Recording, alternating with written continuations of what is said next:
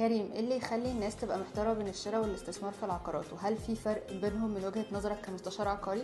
لو بتفكر تشتري او تستثمر في العقارات ومش عارف تبدا منين، خليني اقول لك ايه اللي احنا بنعمله هنا في ريد كولابوريشن، اكبر اتحاد للمسوقين العقاريين في مصر. عشان تستثمر بشكل مظبوط لازم يكون معاك مستشار عقاري محترف ومذاكر السوق بشكل كويس جدا. المستشار ده دوره ان هو يسالك او يعرف حضرتك ليه عايز تستثمر، وهل استثمرت قبل كده، وايه الهدف من الاستثمار ده بالظبط.